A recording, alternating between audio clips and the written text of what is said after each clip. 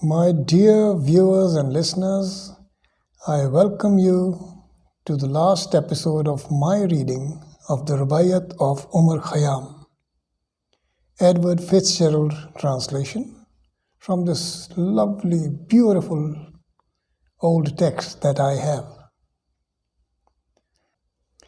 I will read today verses 59 to 75.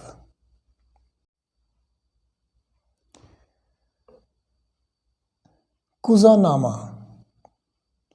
Kuza I would translate as an earthen vessel or an earthen goblet used for the drinking of various beverages or drinks like water and tea and wine.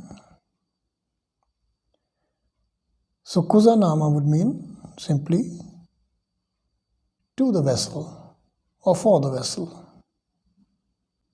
Here goes.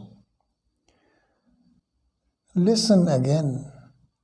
One evening at the close of Ramazan, ere the better moon arose, in that old potter's shop I stood alone, with the clay population round in rows. And strange to tell, among that earthen lot, some could articulate, while others not. And suddenly one more impatient cried, "Who's the potter, pray, and who the pot?"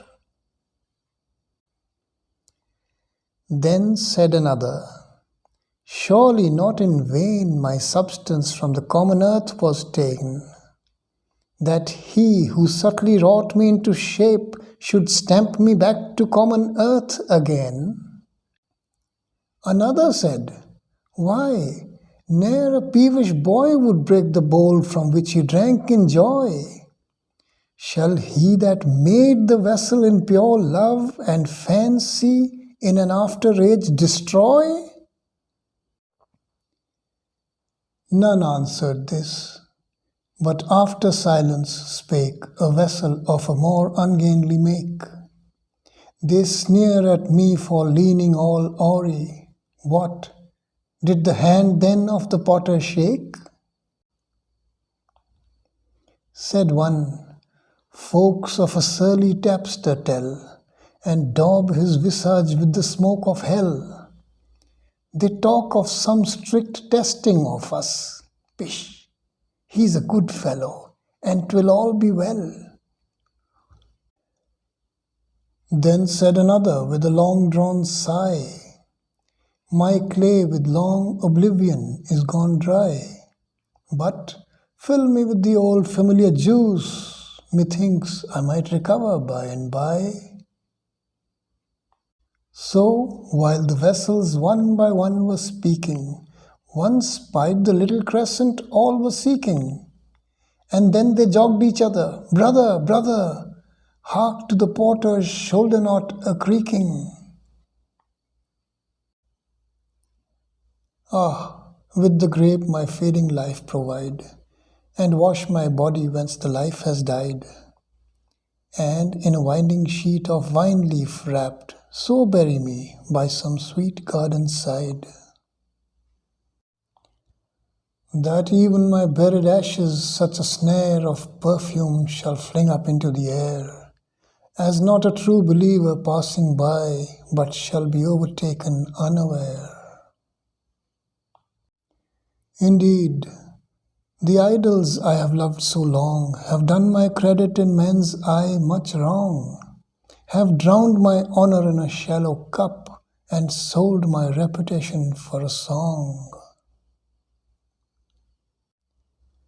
Indeed, indeed, repentance oft before I swore, but was I sober when I swore? And then came spring, and rose in hand my threadbare penitence a pieces tore. And much as wine has played the infidel, and robbed me of my robe of honor, well, I often wonder what the vintners buy, one half so precious as the goods they sell. Alas, that spring should vanish with the rose, that youth's sweet-scented manuscript should close, The nightingale that in the branches sang, ah, whence and whither flown again, who knows?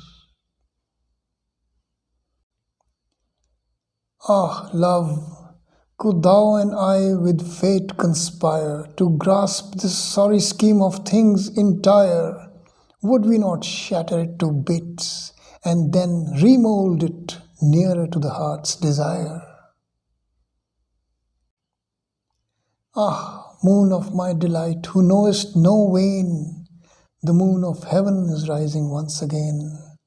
How oft hereafter rising shall she look through the same garden after me in vain? And when thyself with shining foot shall pass among the guests star scattered on the grass, and in thy joyous errand reach the spot where I made one, turn down an empty glass.